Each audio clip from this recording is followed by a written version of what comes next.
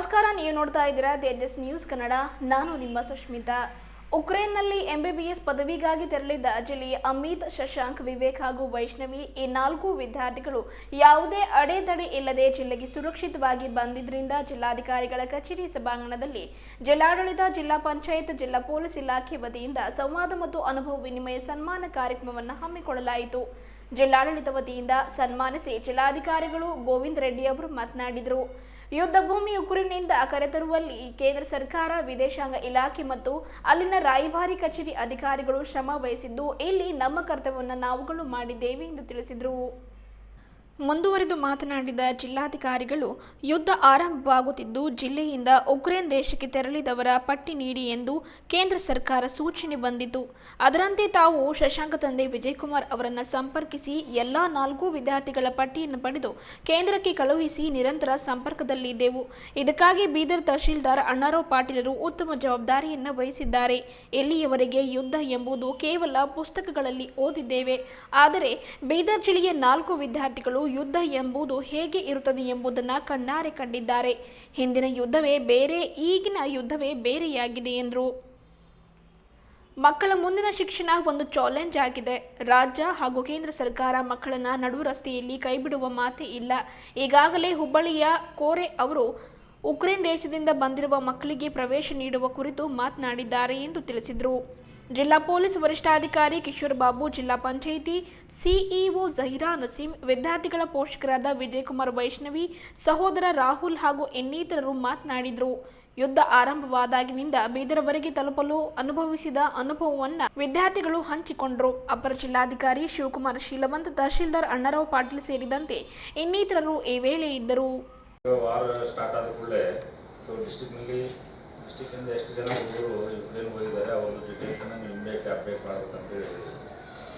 So ಆಗ ನಮ್ಮದು initial data ಕಡಿಮೆ ಇತ್ತು. ಆಗ ನಮ್ಮ ಪ್ರಾಚಾರ್ಯ ಅವ್ರ ಮಗಂದು ಲಿಸ್ಟ್ ಕೊಟ್ಟ ಮೇಲೆ ಅವರೇ ನಮ್ಮ ಜಿಲ್ಲೆಗೆ ಯಾರ್ಯಾರನ್ನ ಲಿಸ್ಟನ್ನು ನಮಗೆ ಕೊಟ್ಟರು. ಸೊ ನಾವು ಅಪ್ಡೇಟ್ ಮಾಡಿದ್ವಿ.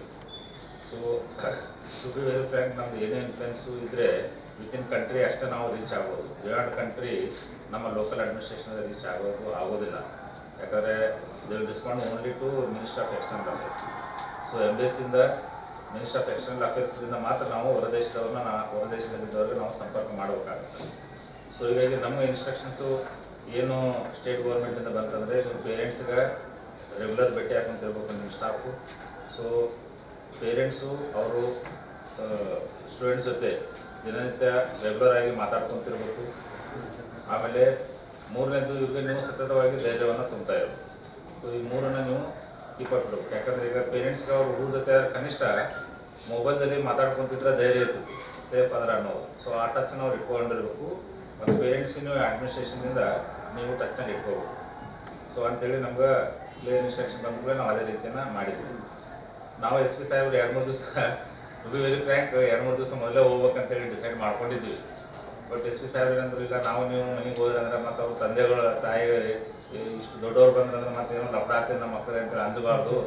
ಸ್ವಲ್ಪ ಅವ್ರು ಇನ್ನೂ ಸ್ವಲ್ಪ ಸೇಫ್ ಆಗಲಿ, ಅಲ್ಲಿ ಸೇಫ್ ಆದಮೇಲೆ ಹೋಗೋಣ, ಮತ್ತು ಅವ್ರು ಟೆನ್ಷನ್ ತೊಗೋಬಾರ್ದು ಅಂತಂದರು. ಸೊ ಅಷ್ಟು ನಮಗೆ ಟೆನ್ಷನ್ ಇತ್ತು. ನಾವು ಮನೆಗೆ ಹೋದ್ರೆ ಮತ್ತೆ ಏನಾದ್ರು ತಪ್ಪು ತಿಳ್ಕೊತಾರೇನೋ, ಎದಕ್ಕೆ ಬಂದ್ರಿ ಇವ್ರು ಅಂತೇಳಿ ಸಡನ್ನಾಗಿ ಶಾಕ್ ಆಗಬಾರ್ದು ಅಂತಲೂ ವಿಚಾರ ಮಾಡಿದ್ವಿ. ಸೊ ಮುಖ್ಯವಾಗಿ ಇದು ನಮ್ಮದು ಇನ್ಫ್ಲುಯೆನ್ಸು ಬಿಯಾಂಡ್ ಕಂಟ್ರಿ ಇರೋದಿಲ್ಲ. ಸೊ ಏನೇ ಈ ಹುಡುಗರನ್ನ ಕರೆತಂದದ್ದು ಇದು ಕ್ರೆಡಿಟ್ ಹೋಗ್ಬೇಕಂದ್ರೆ government of India, that too ministry of external affair, that too Indian embassy in Ukraine. ಯಾಕಂದರೆ ಅವ್ರಿಗೆ ಇದ್ರದ್ದು ಲಾಜಿಸ್ಟಿಕ್ಸ್ ಗೊತ್ತಾಗ್ತಿತ್ತು. ಹುಡುಗರನ್ನ ಎಲ್ಲಿ ಕರ್ಕೊಂಡು ಬರಬೇಕು, ಎಲ್ಲಿ ವಿಮಾನ ಏರ್ಪಡಿಸ್ಬೇಕು, ಎಲ್ಲಿ ಹೆಂಗೆ ಲಿಫ್ಟ್ ಮಾಡಬೇಕು ಅನ್ನೋ ಸಂಪೂರ್ಣ ಕಮಾಂಡ್ ಆ್ಯಂಡ್ ಕಂಟ್ರೋಲ್ ಇರೋದು ಮಿನಿಸ್ಟ್ರಿ ಆಫ್ ಎಕ್ಸ್ಟರ್ನಲ್ ಅಫೇರ್ಸ್.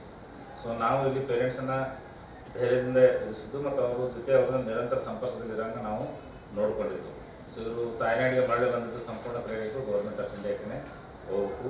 ಮತ್ತು ರಾಜ್ಯ ಸರ್ಕಾರದವರು ಸಹ ಸತತವಾಗಿ ಕೇಂದ್ರ ಸರ್ಕಾರದ ಮಿನಿಸ್ಟ್ರಿ ಆಫ್ ಎಕ್ಸ್ಟರ್ನಲ್ ಅಫೇರ್ಸ್ ಜೊತೆ ಸಂಪರ್ಕದಲ್ಲಿದ್ದು ನಮ್ಮ ಕರ್ನಾಟಕ ಸ್ಟೂಡೆಂಟ್ಸನ್ನು ಕರ್ಕೊಂಡು ಬರೋದ್ರಾಗ ನಮ್ಮ ರಾಜ್ಯ ಸರ್ಕಾರವು ಅಷ್ಟೇ ಮುತುವರ್ಜಿಯನ್ನು ವಹಿಸ್ತದೆ. ಇನ್ನು ನೀವು ಭಾಳಷ್ಟು ಬುಕ್ಸ್ನಲ್ಲಿ ಓದಿರ್ತೀವಿ, ವಾರ್ ಝೋನ್ ಅಂದರೆ ಹೆಂಗಿರ್ತೈತಿ, ಯುದ್ಧ ಭೂಮಿ ಅಂದರೆ ಹೆಂಗಿರ್ತೈತಿ ಅಂತೇಳಿ. ಅದನ್ನು ನಿಜವಾಗಿ ಅನುಭವಿಸಿದವ್ರಿಗೆ ಗೊತ್ತಾಗ್ತೈತಿ. ಸೊ ಇಷ್ಟೆಲ್ಲ ದಿನಗಳಲ್ಲಿ ನಾವು ಅಲ್ಲಿ ಹಿಂಗಿರ್ತೈತಿ ಹಂಗಿರ್ತೈತಿ ಅಂತೇಳಿ ಭಾಳಷ್ಟು ಓದಿದ್ದೀವಿ. ಬಟ್ ಲೈವ್ ಆಗಿ ಹೇಳೋರನ್ನ ನಾನು ಫಸ್ಟ್ ಟೈಮ್ ಇವತ್ತು ಅನುಭವಿಸಿದ್ದೆ. ಸೊ ಸತ್ಯಣ್ಣ ಹೆಂಗಿರ್ತಾವ, ಸಮೀಪದಲ್ಲೇ ಬಾಂಬ್ ಬೀಳ್ತಿರ್ತೈತಿ, ಶೆಲ್ಲಿಂಗ್ ಆಗ್ತಿರ್ತೈತಿ, ಮ್ಯಾಲೆ ವಿಮಾನ ಹಾರಾಡ್ತಿರ್ತಾವ, ಪಕ್ಕದಲ್ಲಿದ್ದವರು ಸಮೀಪದಲ್ಲಿದ್ದವ್ರು ಯಾರೋ ಸತ್ತೋಗ್ಬಿಡ್ತಾರೆ. ಇಷ್ಟು ಜನರಿಗೆ ಊಟ ಇರೋದಿಲ್ಲ, ಮಲಗಕ್ಕೆ ಜಾಗ ಇರೋದಿಲ್ಲ, ಟಾಯ್ಲೆಟ್ ರೂಮ್ ಇರೋದಿಲ್ಲ, ಕುಡಿಯೋಕ್ಕೆ ನೀರು ಇರೋದಿಲ್ಲ. ಇಲ್ಲಿ ನೋಡಿದ್ರೆ ಪೇರೆಂಟ್ಸ್ ಟೆನ್ಷನ್ದಾಗ ಇರ್ತಾರೆ.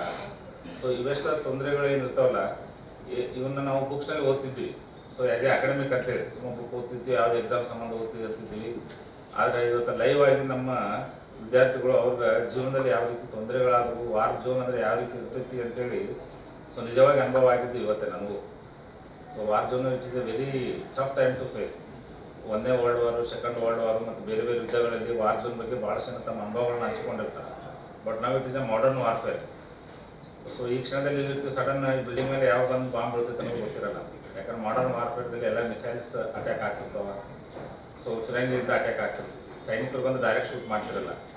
ಸೊ ಹೀಗಾಗಿ ನಮ್ಮದು ಸಾವು ಸಮೀಪ ಐತೆ ಅನ್ನೋದು ಗೊತ್ತೇ ಆಗೋದಿಲ್ಲ. ಬಟ್ ಅಲ್ಲಿ ಹಿಂದಿನ ವಾರ್ಫೇರ್ದಲ್ಲಿ ಏನಾಗ್ತಿತ್ತು, ಮುಖಾಮುಖಿ ಫೈರಿಂಗ್ ಆದ್ರೆ ಆಗ್ತಿತ್ತು, 1 ಕಿಲೋಮೀಟರ್ 2 ಕಿಲೋಮೀಟರ್ ಸೆಲ್ಲಿಂಗ್ ಆದ್ರೆ ಆಗ್ತಿರ್ತಿತ್ತು. ಬಟ್ ಇಲ್ಲಿ very far away from the distance fire ಆಗ್ತಿತ್ತು. ಎಲ್ಲಿ ಬಂದು ಆ್ಯಕ್ಷನ್ದಲ್ಲಿ ಬೀಳ್ತೈತೆ ಅನ್ನೋದೇ ಗೊತ್ತಾಗ್ತಿರ್ತಿಲ್ಲ. So this modern warfare is entirely different from traditional warfare. ಹೀಗಾಗಿ ಈ ಯುದ್ಧರಂಗದಿಂದ ಏನು ಬದುಕಿ ಬಂದ್ರೆ ಅನ್ನೋ ಶಬ್ದನೇ ಬೆಸ್ಟ್ ಅಂತ ಹೇಳ್ಬೋದು. ಯುದ್ಧರಂಗದಿಂದ ಬದುಕಿ ಬಂದ್ರಲ್ಲ, ಇದು ಶ್ರೇಯಸ್ಸು ಎಲ್ಲ ಅವ್ರ ಪೇರೆಂಟ್ಸ್ದು. ಮೇಡಮ್ ಅವ್ರು ಹೇಳಿದಂಗೆ ಅವರು ಪೇರೆಂಟ್ಸ್ದು ಪ್ರೇಯರ್ ಸಲ್ಲಬೇಕು. ಗೌರ್ಮೆಂಟ್ ಆಫ್ ಇಂಡಿಯಾದ್ದು ಸತತ ಪ್ರಯತ್ನ ಮತ್ತು ಪರಿಶ್ರಮದಿಂದ ಅವ್ರಿಗೆ ಕ್ರೆಡಿಟ್ ಸಲ್ಲಬೇಕು. ಸೊ ನಮ್ಮಂತೂ ಜಿಲ್ಲಾಡಳಿತ ತುಂಬ ಸಂತೋಷ ಆಗಿದೆ. ಯಾಕಂದ್ರೆ ನಮ್ಮ 4 ಜನ ವಿದ್ಯಾರ್ಥಿಗಳು ಸೇಫಾಗಿ ಬಂದರು ಅನ್ನೋದು ನಮ್ಗೆ ಭಾಳ ತುಂಬ ಸಂತೋಷವನ್ನು ಕೊಟ್ಟಿದೆ. ಸೊ ಇಷ್ಟೂ ಭಾಳಷ್ಟು ನಡ ಗೌರ್ಮೆಂಟ್ ಆಫ್ ಇಂಡಿಯಾನು ಕರ್ನಾಟಕನೂ ಎಲ್ಲೂ ನಿಮ್ಮನ್ನು ನಡು ನೀರಲ್ಲಿ ಕೈ ಬಿಡೋ ಪ್ರಶ್ನೆ ಇರೋದಿಲ್ಲ. ಇವತ್ತು ಮುಂಜಾನೆ ಪೇಪರ್ ಓದ್ತಿದ್ದಾಗ ಬೆಳಗಾವದು ಕೇಲಿ ಸೊಸೈಟಿ ಅವರು ಯುಕ್ರೇನ್ ಸ್ಟೂಡೆಂಟ್ಸ್ಗೆ ಸೊ ಪ್ರಭಾಕರ್ ಕೋರೆ ಅವರು ಯುಕ್ರೇನ್ನಿಂದ ಮಾಡಿದ ವಿದ್ಯಾರ್ಥಿಗಳಿಗೆ ಅವರು MBBS ಕೋರ್ಸನ್ನು ಆಫರ್ ಮಾಡ್ತೀನಿ ಅಂತ ಈಗಾಗಲೇ ಹೇಳಿದ್ದಾರೆ. ಸೊ ಅಂಥ ಏನಂತಾರೆ ಸದ್ಬುದ್ಧಿ ಅಥವಾ ಕೆಟ್ಟ ಟೈಮ್ನಲ್ಲಿ ನಾವು ಸ್ಪಂದಿಸುವಂಥ ಗುಣ ನಮ್ಮ ಇಂಡಿಯನ್ಸ್ಗೆ ಭಾಳಷ್ಟಿದೆ. ಸೊ ನಾವು ನಮ್ಮ ತನು ಮನ ಧನಗಳನ್ನು ಬದಿ ಅರ್ಪಿಸಿ ತೊಂದರೆಯಲ್ಲಿದ್ದವ್ರಿಗೆ ನಾವು ಸಪೋರ್ಟನ್ನು ನಮ್ಮ ಫಿಲಾಂಥ್ರಫಿಸ್ಟ್ ಒಳ್ಳೊಳ್ಳೆ ಜನ ನಾವು ಸಪೋರ್ಟ್ ಮಾಡಿದ್ದಾರೆ. ಮೊದಲಿಂದ ಗೌರ್ಮೆಂಟನ್ನು ಸಪೋರ್ಟ್ ಮಾಡ್ತಿದ್ವಿ ಮತ್ತು ಮೆಡಿಕಲ್ ಇನ್ಸ್ಟಿಟ್ಯೂಷನ್ ನಡೆಸುವಂಥ ಮುಖ್ಯಸ್ಥರುಗಳು ಸಹ ಈ ಯುಕ್ರೇನಿನ ಈ ವಿಶಿಷ್ಟ ಪರಿಸ್ಥಿತಿಗೆ ಸ್ಪಂದನೆ ಅಂತೂ ಮಾಡೇ ಮಾಡ್ತಾರೆ. ಸೊ ಎಷ್ಟೊತ್ತಿದ್ರೆ ಈಗ ಈವನ್ ನಮ್ಮ government of India, government of ಕರ್ನಾಟಕದವರು ಎಸ್ಪೆಷಲಿ ಮೆಡಿಕಲ್ ಸ್ಟೂಡೆಂಟ್ಸು ಎಲ್ಲಿ ಅರ್ಧಕ್ಕೆ ಅಭ್ಯಾಸ ನಿಂತಿದೆ ಅವ್ರನ್ನ ಕೇರ್ ಅಂತೂ ತೊಗೊಳ್ತಾರೆ. Just it is a matter of time, you have to wait. So ಅದಕ್ಕೆ ನಾವು ಸ್ವಲ್ಪ ವೇಟ್ ಮಾಡಬೇಕು. ಸೊ ಗೌರ್ಮೆಂಟ್ ಆಗಲಿ ಅಥವಾ ಪ್ರೈವೇಟ್ ಇನ್ಸ್ಟಿಟ್ಯೂಷನ್ಸ್ ಮುಂದೆ ಬಂದು ನಮ್ಮ ಊರಿಗೆ ಎಜುಕೇಷನ್ನ ಕಂಟಿನ್ಯೂ ಮಾಡೇ ಮಾಡ್ತಾರೆ. ಸೊ ಅಲ್ಲಿ ತನಕ ಸ್ವಲ್ಪ ಶಾಂತ ರೀತಿಯಿಂದ ಇರಬೇಕು. ಸೊ ಇದೇನು ಮೆಂಟಲ್ ಶಾಕ್ ಆಗಿರ್ತೈತೆ, ಅದರಿಂದ ಹೊರಗಡೆ ಬರಲಿಕ್ಕೆ ಸ್ವಲ್ಪ ಟೈಮ್ ತೊಗೊಳ್ತೀವಿ. ಸೊ ನೀವು 1 ವಾರ 2 ವಾರ ಆದರೆ ನಾರ್ಮಲ್ ಆಗ್ತೈತಿ. ಸೊ SP ಸಾಹೇಬ್ ಹೇಳಿದಂಗೆ it is a rebirth. So rebirth ಆಗಿ ಬಂದಿದ್ರಿ. So we are very happy. Administration ನಮ್ಗೆ ಇಟ್ಟು ನಮ್ಮದು ಡ್ಯೂಟಿ. ನಾವೇನು ಎಕ್ಸ್ಟ್ರಾ ಮಾಡಿ ಅಂತೇಳಿ ನಮಗೇನು ಅನಿಸಲ್ಲ. ನಾವು ಎಲ್ಲಿದ್ದೀವಿ ಅಂದರೆ ನಾವೇನು ಮಾಡಲೇಬೇಕು. ಇದು ನಮ್ಮದು ಡ್ಯೂಟಿ. ನಮ್ಮ ಡ್ಯೂಟಿಯನ್ನು ನಾವು ಮಾಡಿದ್ವಿ. ಬಟ್ ಕ್ರೆಡಿಟ್ ಗೌರ್ಮೆಂಟ್ ಆಫ್ ಇಂಡಿಯಾದೆ. ಯಾಕಂದ್ರೆ ನಮ್ಮ ಇನ್ಫ್ಲುಯೆನ್ಸು ಬಿಯಾಂಡ್ ದೇಶ ಇಲ್ಲೇ ಇಲ್ಲ. ನಾವು ಅಲ್ಲಿ ರೀಚ್ ಆಗೋಕ್ಕೂ ಆಗೋದಿಲ್ಲ. ಏನಿದ್ರೆ ನಾವು ಗೌರ್ಮೆಂಟ್ ಆಫ್ ಇಂಡಿಯಾಕ್ಕಷ್ಟೇ ರೀಚ್ ಆಗ್ಬೋದು. ಅಲ್ಲಿಂದ ಅವರು ಫರ್ದರ್ ಇದನ್ನು ಮಾಡ್ತಾರೆ. ಸೊ ಇದೆಲ್ಲ ಗೌರ್ಮೆಂಟ್ ಆಫ್ ಇಂಡಿಯಾದ್ದು ಕ್ರೆಡಿಟ್. ಸೊ ನಮ್ಮ ವಿದ್ಯಾರ್ಥಿಗಳು ಸೇಫಾಗಿ ಬಂದರು. ಬಟ್ ಅವರು ಎಜುಕೇಷನನ್ನು that is a challenge for us. ಅವ್ರದ್ದು ಎಜುಕೇಷನ್ ಮುಂದೆ ಏನಿದೆಯಲ್ಲ ಅದನ್ನು ಯಾವ ರೀತಿ ಮಾಡ್ಕೊಂಡು ಹೋಗ್ಬೇಕು ಅನ್ನೋದು ಅದು ಚಾಲೆಂಜ್ ಇದೆ. ಅದಕ್ಕೆ ಪೇರೆಂಟ್ಸು, ಸಮಾಜ ಮತ್ತು ಅಡ್ಮಿನಿಸ್ಟ್ರೇಷನು, ಗೌರ್ಮೆಂಟ್ಸ್ ಎಲ್ಲರೂ ಸೇರಿ ಅದನ್ನು ಬಗೆಹರಿಸೋ ನಿಟ್ಟಿನಲ್ಲಿ ನಾವು ಪ್ರಯತ್ನ ಪಡೋಣ. ಮತ್ತು ವಿಶೇಷವಾಗಿ ನಮ್ಮ ಪತ್ರಿಕಾ ಬಂಧುಗಳು ನಮಗೆ ತುಂಬ ಚೆನ್ನಾಗಿ ಸಪೋರ್ಟ್ ಮಾಡಿದ್ರು. ಏನಾಗುತ್ತೆ, ಕನ್ಫ್ಯೂಷನ್ಸ್ ಕ್ರಿಯೇಟ್ ಆಗ್ತಾವೆ. ಕನ್ಫ್ಯೂಷನ್ಸ್ ಕ್ರಿಯೇಟ್ ಆಗಿಲ್ಲ ಅಂದರೆ ಈಗ ಮಲ್ಟಿಪಲ್ ಇನ್ಫಾರ್ಮೇಷನ್ ಏನಾದ್ರು ಓದವು ಕನ್ಫ್ಯೂಷನ್ಸ್ ಆಗಿ ಸೊ ಪೇರೆಂಟ್ಸ್ ಟೆನ್ಷನ್ ತೊಗೋತಾರೆ. ಆದ್ರೆ ಡಬಲ್ ಹುಡುಗರು ಟೆನ್ಷನ್ ತೊಗೋತಾರೆ. ಸೊ ಅವ್ರು ಟೆನ್ಷನ್ ತೊಗೊಂಡ್ರೆ ಮತ್ತು ಗೌರ್ಮೆಂಟಿಗೆ ಏನು ರುಟೀನಾಗಿ ಕೆಲಸ ಮಾಡ್ತಿರ್ತಾರೆ ಇವ್ಯಾಕ್ಯುವೇಷನ್ ಪ್ರೋಗ್ರಾಮ್ಗೆ ಸೊ ಅಡ್ಡಿ ಬರೋ ಚಾನ್ಸಸ್ ಇರ್ತವೆ ಏನಾದ್ರು. ಸೊ ಲಾಸ್ಟ್ ನಮ್ಮ ಪ್ರಾಚಾರ್ಯ ಹೇಳಿದಂಗೆ ಅವರಿಬ್ಬರು ಹುಡುಗರು ಒಂದು 1400 ಹುಡುಗರು ಒಂದು ನಮ್ಮದು ಯಾವ ಸೆಂಟರ್ ಸರ್ ಅದು ಎಲ್ಲಿದ್ರು ಸರ್? ಬೆಸೋಚಿಂದಲ್ಲಿ ಇದ್ರು. ಅವರು ಬೆಸೋಚಿಂದ ಬೌಂಡ್ರಿ ದಾಟ್ಬೇಕಾದ್ರೆ 2 ಡೇಸ್ ಟೈಮ್ ತೋರು. 2 ಡೇಸು ಒಂದಿಷ್ಟು ನಮ್ಮ ಬಂಧುಗಳು ಕೇಳಿದ್ರು, ಇಲ್ಲ ಎಲ್ಲೇ ಅವ್ರು ಯಾಕೆ 2 ದಿವಸ ಟೈಮ್ ಆಗ್ತಿದೆ, ಗೌರ್ಮೆಂಟ್ ಆಫ್ ಇಂಡಿಯಾ ಫೇಲ್ ಆಗ್ತಿದ್ದೇನು, MBBS ಪ್ರಯತ್ನ ಮಾಡ್ತಿಲ್ಲೇನು, ಯಾರೋ ಹುಡುಗ ಟಿವಿಯಲ್ಲಿ ಹೇಳಿದ MBBS ಅವ್ರು ಏನೂ ಪ್ರಯತ್ನ ಮಾಡ್ತಾ ಇಲ್ಲ ಅಂತೇಳಿ. ಬಟ್ ಅದಕ್ಕೂ ನಾವು ಆ ಟೈಮಲ್ಲಿ ಉತ್ತರ ಮಾಡೋಕ್ಕಾಗೋದಿಲ್ಲ. ಸೊ ಯಾಕಂದ್ರೆ ನಮಗೂ ಪೂರ್ಣ ಮಾಹಿತಿ ಟು ಬಿ ವೆರಿ ಫ್ರ್ಯಾಂಕ್ ಅಲ್ಲಿ ಏನು ನಡೀತಾ ಇದೆ ಅಂತೇಳಿ. ಅಲ್ಲಿ ಸೇಫ್ ಆದರೆ 1400 students at a time embassy care ತೊಗೊತಿದಂದ್ರೆ ಅದು ಇನ್ಫಾರ್ಮೇಷನು ಇವನು ಯುದ್ಧ ಮಾಡ್ತಿರೋ ದೇಶಗಳಿಗೂ ಗೊತ್ತಿರ್ತೈತೆ, ಅದ್ರ ಮೇಲೆ ಅಟ್ಯಾಕ್ ಆಗೋದಿಲ್ಲ. That is a sure. So ನಾವು ಸೇಫ್ ಇದ್ದು ಆ ಟೈಮ್ನ ಪಾಸ್ ಮಾಡಬೇಕು. 1 or 2 days ನಾವು ಶಾಂತ ರೀತಿಯ ಟೈಮ್ ಕಳೆದಂದ್ರೆ ತನ್ನ ಅದು ಸಮಸ್ಯೆ ಸೊಲ್ಯೂಷನ್ನು ಹಾಗೆ ಆಗ್ತೈತೆ ಅಂತೇಳಿ ನಾವು ತಿಳ್ಕೊಂಡಿದ್ವಿ. ಹೀಗಾಗಿ ನಮಗೆ ಎಲ್ಲ ನ್ಯೂಸ್ ಪೇಪರ್ಸು ಮತ್ತು ಟಿ ವಿ ಮಾಧ್ಯಮದವರು ಕೋಆಪ್ರೇಷನ್ ಮಾಡಿದ್ರಿ. ಮತ್ತು ಹುಡುಗರು ಇಂಡಿಯಾಕ್ಕೆ ಬರೋದ್ರೊಳಗೆ ನಿಮ್ಮದು ಪಾತ್ರ ತುಂಬ ಇದೆ. ಮತ್ತು ಪೇರೆಂಟ್ಸ್ ಅಂತೂ ನಾವು ತುಂಬ ಗ್ರೇಟ್ಫುಲ್. ಯಾಕಂದರೆ ನಾವು ದೂರದಿಂದ ಇದ್ದವ್ರಿಗೆ ನಮಗೆಷ್ಟು ನೋವು, ಕಷ್ಟ ಅಥವಾ ಎಮೋಷ್ನಲ್ ಆ್ಯಂಡ್ ಸೆಂಟಿಮೆಂಟಲ್ ಅಟ್ಯಾಚ್ಮೆಂಟ್ ನಮಗೆ ಇಷ್ಟು ಆಗ್ತೈತಿ. ನನ್ನ ಸ್ವಂತ ಮಕ್ಕಳಿಗೆ ಇದ್ದಾಗ ಅವರು 15 ದಿವಸ ಯಾವ ರೀತಿ ತಡ್ಕೊಂಡ್ರು ಅನ್ನೋದು ತುಂಬ ಅಪ್ರಿಸಿಯೇಬಲ್. 15 ದಿವಸ ಅವರು ತಡ್ಕೊಂಡ್ರು. So sentiments and emotional issues ಇದು. ಹುಡುಗರು ವಾರದಿಂದಲೇ ಅದರಂದ್ರೆ ಅವರು ಬದುಕಿ ಬರ್ತಾರೋ ಇಲ್ಲೋ ಅನ್ನೋದು ಪ್ರಶ್ನೆ ಇರ್ತೈತೆ. ಅದು ಅವ್ರಿಗೆ ಊಟ ಇಲ್ಲ, ನೀರಿಲ್ಲ ಅಂದ್ರೆ ನಡೀತೈತಿ, ಬದುಕ್ತಾರೆ. ಬದುಕಿ ಬರೋದೇನು ಇಂಪಾರ್ಟೆಂಟ್ ಇದೆಲ್ಲ. ಅವರು ಆ ನೋವನ್ನು ತಡ್ಕೊಂಡ್ರು. ಅದಕ್ಕೆ ಸೊ ಪಾಲಕರು ಸಹ ತುಂಬ ಧನ್ಯವಾದಗಳು. ಸೊ ನಾವು ನ್ಯೂಸ್ ಪೇಪರ್ ಮತ್ತು ಟಿ ವಿ ಮಾಧ್ಯಮದವ್ರಿಗೂ ಧನ್ಯವಾದಗಳು. ಮತ್ತು ನಮ್ಮ ಜನಪ್ರತಿನಿಧಿಗಳು ಎಸ್ಪೆಷಲಿ ನಮ್ಮ MP ಸಾಹೇಬ್ರೂ so as a over all ಇಂಡಿಯಾದಲ್ಲಿ ಇವ್ಯಾಕ್ಯುವೇಷನ್ ಟೈಮ್ನಲ್ಲಿ ಅವರು ಹೆಲ್ಪ್ ಮಾಡಿದರು.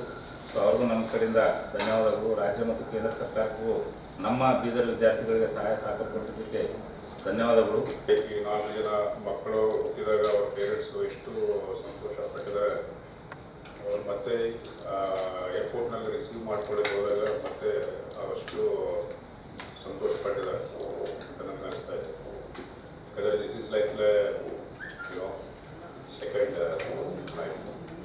ಆ 10-15 ದಿವಸ ಅವರ ಟೆನ್ಷನ್ ಏನಿದೆ, ಅವರ ಟ್ರಾಮಾ, ಮೆಂಟಲ್ ಟ್ರಾಮಾ ಏನಿದೆ, ಅದು ಅವರಿಗೆ ಗೊತ್ತಿದೆ.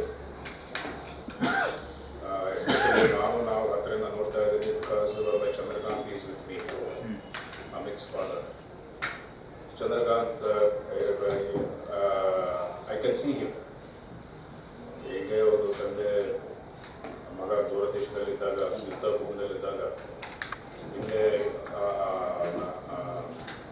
ಸ್ಟೇಟ್ ಆಫ್ ಮೈಂಡ್ ಇರ್ತದೆ, ಅದು ನಾವು ತುಂಬ ಹತ್ತಿರದಿಂದ ನೋಡಿದ್ವಿ. ನಮ್ಮ DC ಅವರು ಎಸ್ಪೆಷಲಿ ನಮ್ಮ government of Karnataka, government of India ಅವರೆಲ್ಲ ನಿರಂತರ ಪ್ರಯತ್ನ. ನಾವು ಕೂಡ you are also feeling that we have that sharing feeling ತುಂಬ ಹತ್ತಿರದಿಂದ. And I would like to appreciate specially ಅವರು ತಹಸೀಲ್ದಾರ್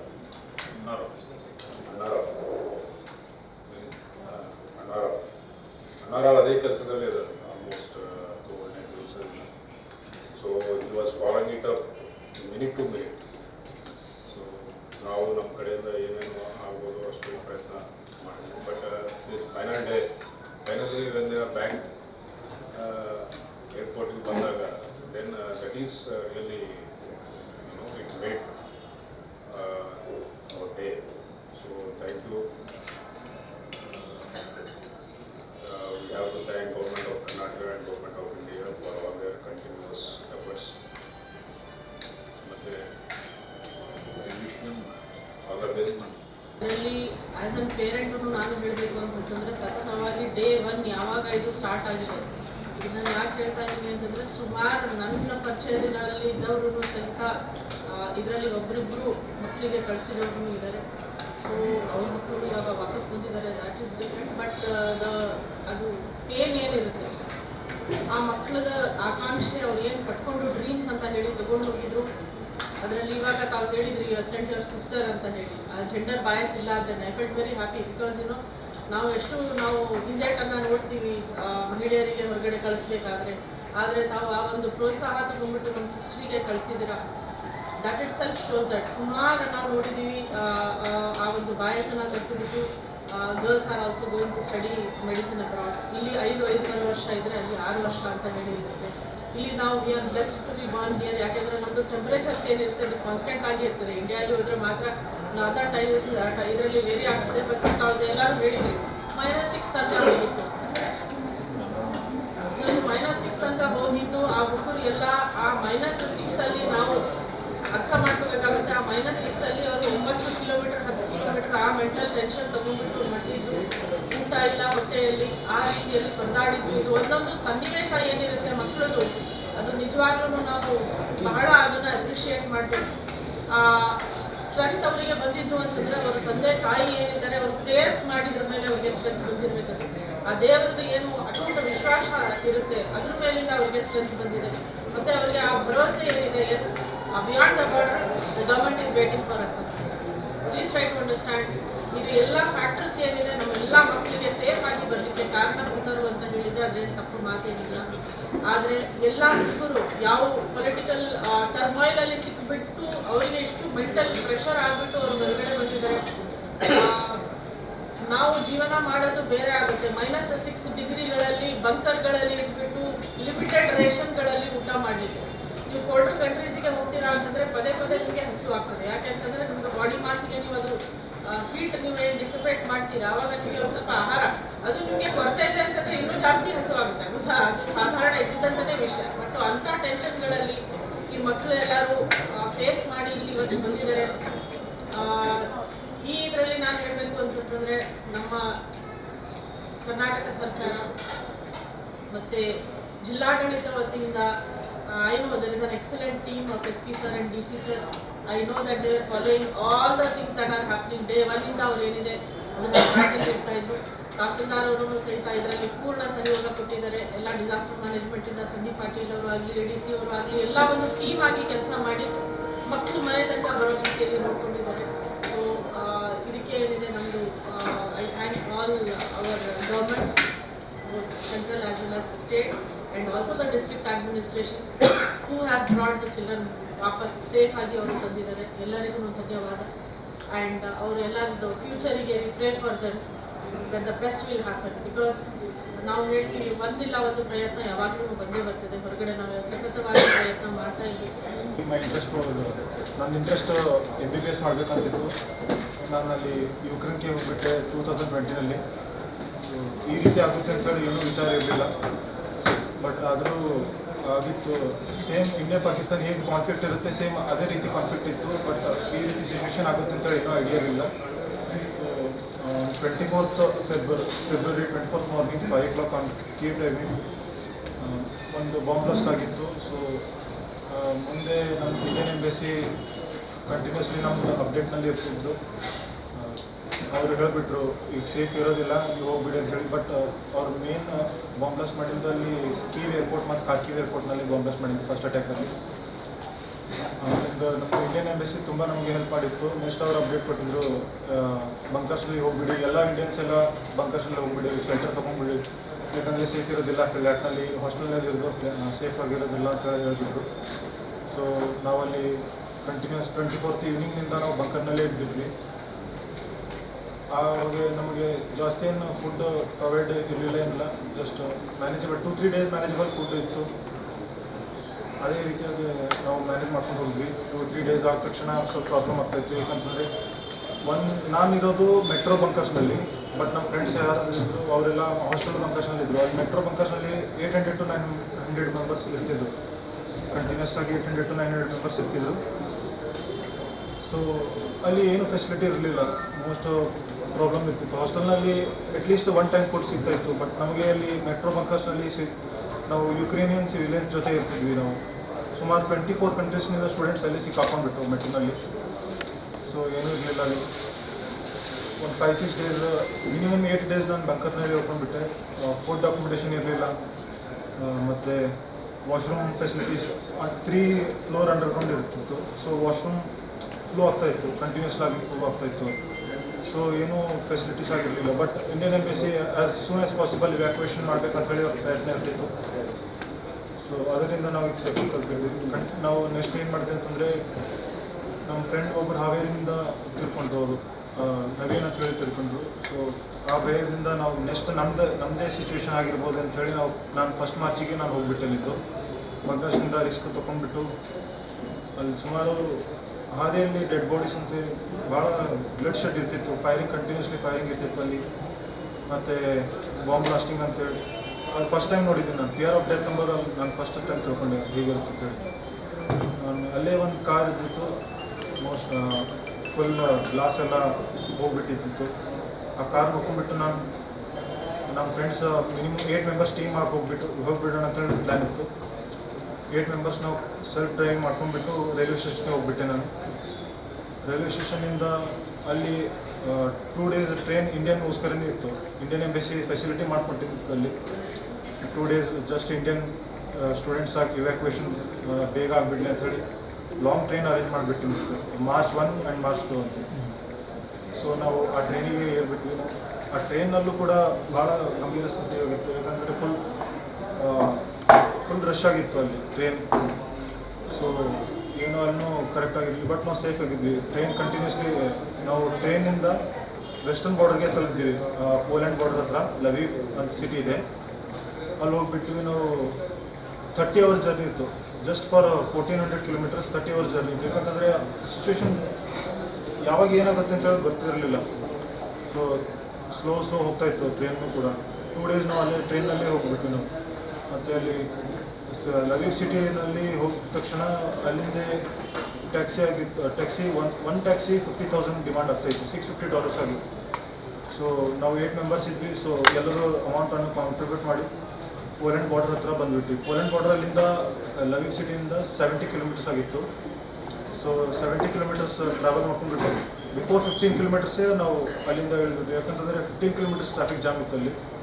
ಸೊ -6 ಡಿಗ್ರಿನಲ್ಲಿ ಹೋಗೋದು ಕಷ್ಟ ಆಗಿತ್ತು, ಬಟ್ ಎಲ್ಲರೂ ಎನರ್ಜೆಟಿಕ್ ಆಗಿ ಹೋಗಿದ್ವಿ ಅಲ್ಲಿ. ಮತ್ತು ಮುಂದೆ ಬಾರ್ಡರ್ ಮೇಲೆ ಕಂಟಿನ್ಯೂಸ್ಲಿ ಸ್ನೋ ಬೀಳ್ತಾ ಇತ್ತು. -6 ಡಿಗ್ರಿ -8 ಡಿಗ್ರಿನಲ್ಲಿ 16 ಅವರ್ಸ್ ಬಾರ್ಡರ್ ಹತ್ರನೇ ಕೂತ್ಬಿಟ್ಟಿವಿ. ಯಾಕಂತಂದರೆ ಇಂಡಿಯನ್ ಎಂಬೆಸಿ ನಾಳೆ ಮಾರ್ನಿಂಗ್ ಬರುತ್ತೆ ಅಂಥೇಳಿ ನಮಗೇನೋ ಗೊತ್ತಾಗ್ತಿದೆ. ರೂಮಿನ ಸೆಟ್ ಎಲ್ಲ ಆಗಿತ್ತು, ಹಾಸ್ಟೆಲ್ಸು ಎಲ್ಲ ಆಗಿತ್ತು. ಮತ್ತು first 24th February first blast ಆಗಿತ್ತು ಕೀವಲ್ಲಿ ನಮ್ಮದು ಫ್ಲೈಟ್ ಬುಕ್ಕಿಂಗ್ಸ್ ಎಲ್ಲ ಬ್ಲಾಕ್ ಆಗಿತ್ತು. ಏನು ಬರ್ಲಾಕೇನು ವ್ಯವಸ್ಥೆನೂ ಇದ್ದಿದ್ದಿಲ್ಲ. ನಾವು ಶಿಫ್ಟ್ ಆದ್ವಿ ಹಾಸ್ಟೆಲ್ ಬಂಕರಲ್ಲಿ ಕೆಳಗೆ ಅಂಡರ್ಗ್ರೌಂಡ್ ಎಲ್ಲ ಆಗಿತ್ತು. ಎಲ್ಲ ನಮ್ಮ ಹಾಸ್ಟೆಲ್ ವಾಲಂಟಿಯರ್ಸ್ ಎಲ್ಲ ಭಾಳ ಸೇವೆ ಮಾಡಿದ್ರು. ಹಾಸ್ಟೆಲ್ ವಾಲಂಟಿಯರ್ಸ್ ಎಲ್ಲ ಸೇವೆ ಮಾಡಿದ್ರು. ಆದರೆ ನಮ್ಮದು ಇದರೆಲ್ಲ ಆಫೀಸರ್ಸ್ ಭಾಳ ಸಪೋರ್ಟ್ ಮಾಡಿದ್ರಿ. ಅದಕ್ಕೆ ನಾವು ಅಲ್ಲಿಂದ ಹಾಸ್ಟೆಲ್ ಇವಾಕ್ಯುಯೇಷನ್ ಪ್ಲ್ಯಾನ್ ಮಾಡಿತ್ತು. ಅಲ್ಲಿ ನಾವು ರೈಲ್ವೆ ಸ್ಟೇಷನ್ಗೆ ಹೋಗ್ಬೇಕಂದ್ರೆ 9 ಕಿಲೋಮೀಟರ್ಸ್ ಏನಾಯಿತು ನಮ್ಮ ಹಾಸ್ಟೆಲ್ ಬಂಕರಲ್ಲಿಂದ. ಅಲ್ಲಿ 9 ಕಿಲೋಮೀಟರ್ಸ್ ಹೋಗ್ತಾನೆ ಅದೇ ಅಲ್ಲಿ ಎಲ್ಲ ಹಿಂಗೆಲ್ಲ ಬಿಲ್ಡಿಂಗ್ಸು ಎಲ್ಲ ನೋಡಿ ಭಾಳ ಭಯಪಟ್ಟಿತ್ತು. ಆದರೆ ನಾವು ರೈಲ್ವೆ ಸ್ಟೇಷನ್ಗೆ ಹೋಗಿದ್ವಿ. ಹೋದ ತಕ್ಷಣ ಫಸ್ಟ್ ಯುಕ್ರೇನ್ ಸಿಟಿಜನ್ಸ್ ಅವರಿಗೆ ಅಲೋ ಮಾಡಿದ್ರು ಎಲ್ಲ ರೈಲ್ವೆಯಲ್ಲಿ ಟ್ರೈನ್ಸಲ್ಲಿ. ಮತ್ತು ಅವರಿಗೆ ಮಾಡಿದ್ರು ಅಲೋ ಮಾಡಿದ್ದಿಲ್ಲ. ಆದರೂ ನಾವು 2-3 ಟ್ರೈನ್ಸ್ ವೇಟ್ ಮಾಡಿದ್ವಿ, ಮತ್ತು ನಾವು ಅಲೋ ಮಾಡಿದ್ದಿಲ್ಲ. ನಮಗೊಂದು ನೋಟಿಸ್ ಬಂದಿತ್ತು, ಒಂದು 3 o'clock ನನಗೆ ನೋಟಿಸ್ ಬಂದಿತ್ತು ನೀವು ಅಟ್ ಲಾಸ್ಟ್ 6 PM ಇಂಥ ಒಂದು ಕಾರ್ಕಿ ಬಿಟ್ಟು ಹೋಗ್ಬೇಕಂತೆ. ನಮಗೆ 3 ಲೊಕೇಶನ್ಸ್ ಕೊಟ್ಟಿರೋ. ಪಿಸೋಜಿನ ನಾವು ಸೆಲೆಕ್ಟ್ ಮಾಡಿದ್ವಿ, ಸ್ವಲ್ಪ ಸನ್ನೆ ಹತ್ರ ಇತ್ತು. ಇಲ್ಲಿಂದ 30 ಕಿಲೋಮೀಟರ್ಸ್ ಇತ್ತು ಪಿಸೋಜಿನ ಅಂತ. ಅಲ್ಲಿಂದ ಇಂಡಿಯನ್ ಎಂಬೆಸಿ ಒಂದು 6 ಬಸ್ ಅರೇಂಜ್ ಮಾಡಿದ್ರು. ಅಲ್ಲಿಂದ ವೆಸ್ಟರ್ನ್ ಪಾರ್ಟ್ ರೊಮೇನಿಯಾ ಬಾರ್ಡರ್ಗೆ ಬಂದ ತಕ್ಷಣ ನಾವು ಅಲ್ಲಿಂದ ಇನಾಗ್ರೇಷನ್ 2-3 ಅವರ್ಸಲ್ಲಿ ಮುಗಿತು. ಇನಾಗ್ರೇಷನ್ ಅಲ್ಲಿಂದ ಇಂಡಿಯನ್ ಎಂಬೆಸಿ ಭಾಳ ಹೆಲ್ಪ್ ಮಾಡಿತ್ತು. ಅಲ್ಲಿಂದ ಫೆಸಿಲಿಟೀಸ್ನು ಭಾಳ ಕೂಡ ಚೆಂದಿತ್ತು. ಹೋದ ತಕ್ಷಣ ನಮಗೆ ಅವರಂದರು ರೊಮೇನಿಯಾ ಬಾರ್ಡರ್ 6 AM ರೀಚ್ ಆದ್ವಿ. ಅಲ್ಲಿ ಹೋದ ತಕ್ಷಣ ನಮಗೆ 3 PM ನೀವು ಏರ್ಪೋರ್ಟಲ್ಲಿ ಇರಬೇಕು, ರೊಮೇನಿಯಾ ಏರ್ಪೋರ್ಟಲ್ಲಿ ಸಾಲ್ಸಿಯಾ ಏರ್ಪೋರ್ಟಲ್ಲಿ ಇರಬೇಕಂತಂದರೆ ಅಲ್ಲಿ ನಮಗೆ ಡೆಲ್ಲಿ ಫ್ಲೈಟ್ ಇತ್ತು. 5:45ಗೆ ಬೋರ್ಡಿಂಗ್ ಟೈಮ್ ಇತ್ತು. ಆದ ತಕ್ಷಣ ಮತ್ತು ಡೆಲ್ಲಿ ರೀಚ್ ಆಗಿದ್ಮೇಲೆ ನಾವು ಸೇಫ್ ನಮ್ಮ ಮದರ್ಲ್ಯಾಂಡ್ ಬಂದೇವೆ ಅಂತ ಒಂದು ಭಾಳ ಸೇಫ್ ಅನಿಸ್ತು. ಅಲ್ಲಿಂದ ಮತ್ತು ಹೈದ್ರಾಬಾದ್ ಸರ್ ರೆಕಮೆಂಡಿಂದ ಹೈದ್ರಾಬಾದ್ ಫ್ಲೈಟ್ ಬಂದಿದ್ದು. Thank you. ನಾವು 4 ಜನ ಮಿಡಲ್ ಕ್ಲಾಸ್ ಫ್ಯಾಮಿಲಿಯಿಂದ ಬಂದಿರೋದು. ಇದು ನಮ್ಮ ಆಸೆಗಳನ್ನು ಪೂರ್ತಿ ಮಾಡ್ಕೋಬೇಕು. ಇಲ್ಲಿ ನಮ್ಮಿಂದ ಆಗಿಲ್ಲ. ನಮ್ಗೆ ನನ್ನ ಹತ್ರ ಅಷ್ಟು ದುಡ್ಡಿಲ್ಲ. 1 crore ಕೊಟ್ಟು ನಮ್ಮ ಆಸೆಗಳನ್ನು ತೀರಿಸ್ಕೊಳ್ಳೋ ಥರ ನಮ್ಮ ಪರಿಸ್ಥಿತಿ ಇಲ್ಲ. ಅದಕ್ಕೆ ನಮ್ಮದು ಆಸೆನ ನಾವು ನಮ್ಮ ಆಸೆ ಪಟ್ಟಿರುವಂಥ ಕೋರ್ಸನ್ನು MBBS ಕಂಪ್ಲೀಟಾಗಿ ಮಾಡ್ಕೊಂಡು ಬರಬೇಕು ಅನ್ನೋ ಒಂದು ಉದ್ದೇಶದಿಂದ ನಾವು ಯುಕ್ರೇನ್ಗೆ ಹೋಗಿದ್ದು. ಇಲ್ಲಿ ನಾವು ಅನುಭವಿಸಿರುವಂಥ ಈ 12 ದಿನಗಳಲ್ಲಿ ನಾವು ಅನುಭವಿಸಿರುವಂಥದ್ದು ನಾವು ಮೊದಲೇ ಸಲ ಯಾರೂ ಇಮ್ಯಾಜಿನ್ ಮಾಡಿರಲಿಲ್ಲ ನಮ್ಮ ಜೀವನದಲ್ಲಿ ಇಂಥ ಪರಿಸ್ಥಿತಿ ಬರುತ್ತೆ ಅಂತ. ಇಲ್ಲಿ ಮೊದಲಿಗೆ ನಾನು ಧನ್ಯವಾದ ಹೇಳೋದು ನನ್ನ ಪೇರೆಂಟ್ಸ್ಗೆ, ಎಲ್ಲ ಪೇರೆಂಟ್ಸ್ಗೆ, ಇಲ್ಲಿ ಕುಂತಿರುವಂಥ ಎಲ್ಲ 4 ಜನದ ಪೇರೆಂಟ್ಸ್ಗೆ. ಯಾಕಂದರೆ ಅಷ್ಟು ಸುಲಭದ ಮಾತಲ್ಲ ಯಾರಿಗೂ ಮಕ್ಕಳನ್ನು ಅಷ್ಟು ದೂರ ಕಳಿಸಿ ಅವ್ರ ವಿದ್ಯಾಭ್ಯಾಸ ಮುಗಿಸ್ಲಿ. ನಮ್ಮ ವಿದ್ಯಾಭ್ಯಾಸಕ್ಕೆ ಫಸ್ಟ್ ಪ್ರಿಯಾರಿಟಿ ಕೊಟ್ಟಿದ್ದು ಅವರು. ಸೊ ಅದಕ್ಕೆ ನಾನು ಫಸ್ಟ್ ಅವ್ರಿಗೆ ಧನ್ಯವಾದ ಹೇಳ್ತೀನಿ. ಅದರಲ್ಲೂ ನಾವು ಬರೋದು ಗಡಿ ಭಾಗದಲ್ಲಿ ಇದರಲ್ಲಿ ಎಲ್ಲರಿಗೂ ಗೊತ್ತು ಇಲ್ಲಿ ಎಜುಕೇಷನ್ ಯಾವ ಥರ ಇರೋದು. ಪ್ರತಿ ಮಗುನೂ ಇಲ್ಲಿಂದ ಬೆಂಗಳೂರು ತನಕ ತನ್ನ ಎಜುಕೇಷನನ್ನು ಕಂಪ್ಲೀಟ್ ಮಾಡಬೇಕು, ತನ್ನ ಎಜುಕೇಷನನ್ನು ಪ್ರಿಯಾರಿಟೈಸ್ ಮಾಡಿಕೊಂಡು ಅಲ್ಲಿಗೆ ಹೋಗಿ ಎಜುಕೇಷನನ್ನು ಮುಗಿಸ್ಕೊಂಡು ಬರ್ತೀವಿ. ನಾನು ಓದಿದ್ದು ಬೆಂಗಳೂರಲ್ಲಿ. ಇಲ್ಲಿ ಎಜುಕೇಷನ್ ನನ್ನ ತಂದೆಯವರು ನಂಗೆ ಮುಖ್ಯವಾಗಿ ನನ್ನ ಎಜುಕೇಷನ್ ಮಾಡಿಕೊಟ್ಟು, ಸೊ ಬೆಂಗಳೂರಲ್ಲಿ ಎಜುಕೇಷನ್ನ ಮುಗಿಸಿ ಮುಂದೆ ನನ್ನ ಮಗಳು MBBS ಮುಗಿಸ್ಲಿ, ಡಾಕ್ಟರ್ ಆಗಲಿ, ಸಮಾಜ ಸೇವೆ ಮಾಡಲಿ ಅನ್ನೋ ಒಂದು ಉದ್ದೇಶದಿಂದ ಅಲ್ಲಿಗೆ ಕಳಿಸಿದ್ರು. ಯಾರಿಗೂ ಈ ಸಿಚುವೇಶನ್ ಬರುತ್ತೇನೋ ಅಂತ ಸ್ವಲ್ಪ ಯೋಚನೆ ಇರಲಿಲ್ಲ. ಅದೇ ಥರ ನಾವು ಹೋದ್ವಿ. ಈ ವಾರ್ ಮೊದಲೇ ಗೊತ್ತಿತ್ತು. 15 ಡೇಸಲ್ಲಿ ಹೇಳ್ತಿದ್ರು, ಪೇರೆಂಟ್ಸ್ ಹೇಳ್ತಿದ್ರು ಈ ಥರ ಆಗುತ್ತೆ, ವಾರ್ ಸಿಚುವೇಶನ್ ಇದೆ, ನೀವು ಬಂದ್ಬಿಡಿ ಅಂತ ಹೇಳ್ತಿದ್ರು. ಆದರೆ ನಮ್ಮ ಯೂನಿವರ್ಸಿಟಿಯಿಂದ ಯಾವುದೇ ಇನ್ಫಾರ್ಮೇಷನ್ ಇರಲಿಲ್ಲ. 15 ದಿನಗಳವರೆಗೂ ನಾವು ಕೇಳಿದ್ವಿ ಆನ್ಲೈನ್ ಕ್ಲಾಸ್ ಕೊಡ್ತೀರಾ ಅಂದರೆ ಇಲ್ಲ, ಏನೂ ಆಗಲ್ಲ, ಯಾವ ವಾರೂ ಆಗಲ್ಲ ಅಂತ. ಅಲ್ಲಿಂದ ಮಿಸ್ಗೈಡ್ ಆಯಿತು ನಮಗೆ. ನಾವು ಅಂದರೂ ನಮ್ಮ ಪೇರೆಂಟ್ಸ್ ಹೇಳ್ತಿದ್ರು ಬಂದುಬಿಡಿ, ನಿಮ್ಮ ಎಜುಕೇಷನ್ ಹೋದ್ರೂ ಹೋಯ್ತು, ಆಮೇಲೆ ಅದನ್ನು ಮತ್ತೆ ಹೋಗಿ ನೋಡ್ಕೊಂಡು ಬಿಡೋಣ ಆ ಥರ ಹೇಳಿದ್ರು. ನಾವು ಇಲ್ಲ, ನಮ್ಮದು ಎಜುಕೇಷನ್ ಪ್ರಯಾರಿಟೈಸ್ ಆಗಿದೆ, ಕ್ಲಾಸ್ ಯಾರೂ ಒಂದು ಸ್ಟೂಡೆಂಟ್ ಅಲ್ಲಿಂದ ಹೊರಗೆ ಬರ್ತಿಲ್ಲ, ನಾವಿಬ್ಬರೇ ಅಂದರೆ ಇಲ್ಲಿಂದ ಹೇಗೆ ಬರೋದು, ಇಷ್ಟೇ ಜನ ಹೇಗೆ ಬರೋದು ಅಂತ ನಾವು ಅವರಿಗೆ ಸಮಾಧಾನ ಹೇಳಿ ಅಲ್ಲಿದ್ವಿ. ಆಮೇಲೆ ವಾರ್ ಸ್ಟಾರ್ಟ್ ಆದ ನಂತರ 24th ಫೆಬ್ ಏನು ವಾರ್ ಸ್ಟಾರ್ಟ್ ಆಯಿತು, ಅವತ್ತು ನಮಗೆ ನ್ಯೂಸ್ ಬಂದು ಈ ಥರ ಆಗಿದೆ, ಖಾರ್ಕಿವಲ್ಲಿ ಅಟ್ಯಾಕ್ ಆಗಿದೆ ಅಂತ ತಿಳಿದಾಗ ನಮ್ಗೆ ಏನು ಮಾಡಬೇಕು ಅನ್ನೋದು ಗೊತ್ತಾಗಿಲ್ಲ. 28th ಫೆಬ್ರವರಿ ನಮ್ದು ಆಲ್ರೆಡಿ ಟಿಕೆಟ್ಸ್ ಬುಕ್ ಆಗಿದ್ವು. ನಾವು ಇಂಡಿಯಾಗೆ ಬರಬೇಕು ಅಂತ ಏನೇ ಇರಲಿ ನಮ್ಮ ಪೇರೆಂಟ್ಸ್ ಒತ್ತಾಯದಿಂದ ನಾವು ಬರಬೇಕಂತ ಯೋಚನೆ ಮಾಡಿದ್ವಿ. ಆದರೆ ಸಡನ್ನಾಗಿ ವಾರ್ ಆಗಿರೋದ್ರಿಂದ ನಮ್ಗೆ ಏನು ಮಾಡಬೇಕು ಮುಂದೆ ಅನ್ನೋದು ಇದಿರಲಿಲ್ಲ. 8 ದಿನ ಅಂಡರ್ ಗ್ರೌಂಡಲ್ಲಿ ಬಂಕರಲ್ಲಿ ಇದ್ವಿ. ಊಟ ಇಲ್ಲ, ಏನೂ ಇಲ್ಲ. ಒಂದು 3 to 4 ಡೇಸ್ ಆಗುವಷ್ಟು ಅಷ್ಟೂ ಇರಲಿಲ್ಲ. ಅದರಲ್ಲೇ ಹಂಚ್ಕೊಂಡು ಅಷ್ಟೇ 8 ದಿನ ಕಳೆದ್ವಿ. ಅದಾದ ನಂತರ ಇವಾಗ ಏನಿದ್ರು ಅಲ್ಲಿ ಕುಂತಿದ್ರು ನಮ್ಮ ಜೀವಕ್ಕೆ ಅಪಾಯನೇ, ಹೊರಗೆ ಬಂದು ಅಪಾಯನೇ ಅನ್ನೋ ಥರ ಆ ಪರಿಸ್ಥಿತಿಯಲ್ಲಿತ್ತು. ಏನೇ ಆಗಲಿ ಅಂತ ಒಂದು ದೃಢ ನಿರ್ಧಾರಕ್ಕೆ ಬಂದು ನಾವು ಹೊರಗೆ ಬಂದ್ವಿ. ಹೊರಗೆ ಬಂದ ತಕ್ಷಣ ಅವತ್ತು ಬರ್ಬೇಕು ಅಂದ್ಕೊಂಡಾಗ ನಮ್ಮ ಕರ್ನಾಟಕದ ಹುಡುಗ, ನಮ್ಮ ಸೀನಿಯರ್ ನವೀನ್ ಅವರ ಡೆತ್ ಆಯಿತು ಅಂತ ನ್ಯೂಸ್ ಬಂತು. ಅವಾಗ ನಾವು ನಾವು ಇರಲ್ಲ ಅನ್ನೋ ಪರಿಸ್ಥಿತಿಯಲ್ಲಿ ಬಂದಿದ್ವಿ. ಅಷ್ಟು ಭಯ ಆಗಿತ್ತು. ಅಂದರೂ ನಮ್ಮ ಪೇರೆಂಟ್ಸಿಗೆ ಧೈರ್ಯ ಹೇಳ್ತಾ ನಾವು ಬರ್ತೀವಿ ಅಂತ ಒಂದು ಭರವಸೆ ಕೊಟ್ಟು ಅಲ್ಲಿಂದ ಹೊರಗೆ ಬಂದ್ವಿ. ಹೊರಗೆ ಬಂದ ತಕ್ಷಣ 9 ಕಿಲೋಮೀಟರ್ ನಡಿಬೇಕಾಯಿತು. ಎಲ್ಲರೂ 9 ಕಿಲೋಮೀಟರ್ ನಡಿದ್ವಿ. ರೈಲ್ವೆ ಸ್ಟೇಷನ್ ಬಂದ ತಕ್ಷಣ ಅಲ್ಲಿ ಇಷ್ಟು ಜನರಿದ್ರೆ ಅಂದರೆ ನಮ್ಗೆ ಒಳಗೆ ಹತ್ತಕ್ಕೂ ಅಷ್ಟು ಕಷ್ಟಪಡಬೇಕಾಯಿತು. ಅಂದರೂ ಗರ್ಲ್ಸ್ಗೆ ಪ್ರಯಾರಿಟೈಸ್ ಮಾಡಿದ್ರು. ಫಸ್ಟ್ ಯುಕ್ರೇನಿಯನ್ಸ್ಗೆ ಪ್ರಯಾರಿಟಿ ಇತ್ತು, ಆಮೇಲೆ ಗರ್ಲ್ಸ್ಗೆ ಮಾಡಿದ್ರು. ನಮ್ಮ ಬಾಯ್ಸ್ ಅಂತೂ ಏನು ನಮ್ಮದು ಫ್ರೆಂಡ್ಸ್ ಇರ್ತಾರೆ, ಅಣ್ಣ ತಮ್ಮಂದಿರು ಇರ್ತಾರೆ, ಅವ್ರಿಗಂತೂ ಹತ್ತಕ್ಕೆ ಆಗಿಲ್ಲ. 3 ಟ್ರೈನ್ ವೇಟ್ ಮಾಡಿದ್ರು. ಮತ್ತೆ 16 ಕಿಲೋಮೀಟರ್ ಅವ್ರು ನಡ್ಕೊಂಡು ಗಡಿ ಭಾಗಕ್ಕೆ ಹೋಗಬೇಕಾಯಿತು. ನಮಗಿಂತ ಹುಡುಗಿಯರಿಗಿಂತ ಜಾಸ್ತಿ ಹುಡುಗರಿಗೆ ಅಲ್ಲಿ ಬಹಳ ತೊಂದರೆ ಆಯಿತು. ಬಂದ್ವಿ. ಅಲ್ಲಿಂದ ಕೀವ್ ಬರಬೇಕಾದ್ರೆ ರೈಲ್ವೆ ಸ್ಟೇಷನಲ್ಲೇ ಬಂದ ತಕ್ಷಣ 2 ಬ್ಲಾಸ್ಟಿಂಗ್ ಆಯಿತು. ಫುಲ್ ಅಂದರೆ ಏನು ಇವಾಗ ಇರಲ್ಲ ಅನ್ನೋ ಇದಕ್ಕೆ ಬಂದಿದ್ವಿ. ಇವಾಗ ಏನು ಮುಂದೆ ನಮ್ಮ ಪೇರೆಂಟ್ಸಿಗೂ ನೋಡೋಕ್ಕಾಗಲ್ಲ ಅನ್ನೋ ಒಂದು ಸಿಚುವೇಶನಲ್ಲಿ ಮತ್ತೆ ಏನೋ ಬಂದು ಅದೇ ಟ್ರೈನ್ ಹತ್ಕೊಂಡು ಬಂದ್ವಿ. ಬಂದ ತಕ್ಷಣ ಕೀವಲ್ಲಿ ಮತ್ತೆ ಬ್ಲಾಸ್ಟಿಂಗ್ ಆಯಿತು. 2 ಗಂಟೆ ಟ್ರೈನನ್ನು ನಿಂದ್ರಿಸಿದ್ರು. ಅಲ್ಲೂ ಸ್ವಲ್ಪ ಹೋಗಿ ಕರ್ಕೊಂಡ್ವಿ. ಅಂದರೆ ಬರೋ ತನಕ ಒಂದೇ ಭಯ, ನಮ್ಮದು ಜೀವ ಇರುತ್ತೋ ಇಲ್ವೋ, ನಮ್ಮ ಪೇರೆಂಟ್ಸನ್ನು ನೋಡ್ತೀವೋ ಇಲ್ವೋ, ನಮ್ಮವರನ್ನು ನಾವು ನೋಡ್ತೀವೋ ಇಲ್ವೋ ಅನ್ನೋ ಒಂದು ಭಯ ಆ ಥರ ಇತ್ತು. ಆಮೇಲೆ ಅಲ್ಲಿಂದ ಬಾರ್ಡರನ್ನು ಕ್ರಾಸ್ ಮಾಡಿದ ತಕ್ಷಣ ನಮ್ಮ ಇಂಡಿಯನ್ ಎಂಬಾಸಿಗೆ ನಾನು ಮೊದಲು ಧನ್ಯವಾದ ಹೇಳಿದ್ದು ನಮ್ಮ ಗೌರ್ಮೆಂಟ್ಗೆ, ನಮ್ಮ ಕರ್ನಾಟಕ ಸರ್ಕಾರಕ್ಕೆ ಹಾಗೂ ಕೇಂದ್ರ ಸರ್ಕಾರಕ್ಕೆ. ಏಕೆಂದರೆ ಅಲ್ಲಿ ಪರಿಸ್ಥಿತಿ ಹೇಗಿತ್ತು ಅಂದರೆ ಒಳಗೆ ಬರೋಂಗಿರಲಿಲ್ಲ ಅವರು. ಅದು ನಾವು ಯಾರಿಗೂ ಬ್ಲೇಮ್ ಮಾಡೋಂಗಿರಲಿಲ್ಲ. ನಾವು ಅವ್ರು ಮೊದಲೇ ಹೇಳಿದ್ರು ನಾವು ಬಾರ್ಡರ್ ತನಕ ಬನ್ನಿ, ಅಲ್ಲಿಂದ ಹೊರಗೆ ನಾವು ಕರ್ಕೊಂಡು ಬರ್ತೀವಿ ಅಂತ. ಸೊ ನಾವು ಬಾರ್ಡರ್ ತನಕ ಬಂದ ಮೇಲೆ ಅವರು ನಮ್ಗೇನು ಮನೆ ಬಂದೀವಿ ಅನ್ನೋ ಥರ ಫೀಲಿಂಗ್ ಆಯಿತು. ಯಾಕೆಂದರೆ ಅಷ್ಟು ಎಲ್ಲ ಫೆಸಿಲಿಟಿನೂ ಕೊಟ್ಟಿದ್ರು. ಮಕ್ಕಳು ಅಷ್ಟು ಟಯರ್ಡಾಗಿ ಬಂದಿದ್ದಾರೆ, ನಾವು ಊಟದ ಫೆಸಿಲಿಟಿ, ನಿದ್ದೆಗೆ ಎಲ್ಲರೂ ಅವರು ಮೊದಲೇ ಅರೇಂಜ್ ಮಾಡಿದ್ರು. ಅಲ್ಲಿ ಬಾರ್ಡರ್ ಬಂದ ತಕ್ಷಣ ಏನೂ ಪ್ರಾಬ್ಲಮ್ ಅಂತ. ಸೊ ಇಲ್ಲಿ ಮುಖ್ಯವಾಗಿ ಅಂದರೆ ಎಲ್ಲ ಪೇರೆಂಟ್ಸಿಗೂ ಒಂದು ಭರವಸೆ ಅಂತ ಬಂತು, ನನ್ನ ಮಗಳು ಅಥವಾ ನನ್ನ ಮಗ ಎಲ್ಲೇ ಹೋಗಲಿ ಅಥವಾ ಎಲ್ಲೇ ಹೋಗಲಿ ನಮ್ಮ ಜೊತೆ ಸರ್ಕಾರ ಇದೆ, ಅವರು ಎಲ್ಲೇ ಇದ್ದರೂ ಸೇಫಾಗಿರ್ತಾರೆ, ಎಲ್ಲೇ ಎಂಥ ತೊಂದರೆ ಬಂದರೂ ನನ್ನ ಮಕ್ಕಳನ್ನು ಅವರು ಸೇಫಾಗಿ ಕರ್ಕೊಂಡು ಬರ್ತಾರೆ, ಅವರು ನಮ್ಮ ಇಂಡಿಯನ್ ಸಿಟಿಸನ್ಸ್ ಅಂತ ಅವರಿಗೂ ಎಲ್ಲ ಪ್ರಿಯಾರಿಟಿ ಸಿಗುತ್ತೆ ಅನ್ನೋ ಒಂದು ಭರವಸೆಯಿಂದ ಇನ್ನು ಮುಂದೆ ನಾವು ಎಲ್ಲೂ ಯಾವುದೇ ಮಗು ಆಗಲಿ, ನಾವಂತ ಅಲ್ಲ, ಯಾವುದೇ ಮಗು ಆಗಲಿ ತನ್ನ ಆಸೆಗಳನ್ನು ಕಂಪ್ಲೀಟ್ ಮಾಡ್ಕೋಬೇಕು ಅಥವಾ ಹೊರಗೆ ಹೋಗಬೇಕು ಅಥವಾ ಎಲ್ಲೇ ನಮ್ಮ ವಿದ್ಯಾಸನ ಕಂಪ್ಲೀಟ್ ಮಾಡಬೇಕು ಅಂತ ಅವ್ರಿಗಿದ್ರು. ಇದು ಒಂದು ಉದಾಹರಣೆ. ಗೌರ್ಮೆಂಟ್ ನಮ್ಮ ಜೊತೆ ಇರುತ್ತೆ, ನಮ್ಗೆ ಏನೇ ತೊಂದರೆ ಬಂದರೂ ನಮ್ಮ ಜೊತೆ ಯಾವಾಗೂ ಇರುತ್ತೆ ಅನ್ನೋ ಒಂದು ಭರವಸೆ ಅಂತ ಎಲ್ಲ ತಂದೆ ತಾಯಿಯವರು ಬಂದಿದ್ದು. ನನ್ನ ಒಂದು ವಿಷಯ ಇದರಲ್ಲಿ ಇದು ಆಯಿತು. ಯಾಕಂದರೆ ನವೀನ್ ಅವರು ತಮ್ಮ ಪ್ರಾಣ ಕೊಡಬೇಕಾಯಿತು ಆ ಯುದ್ಧದಲ್ಲಿ.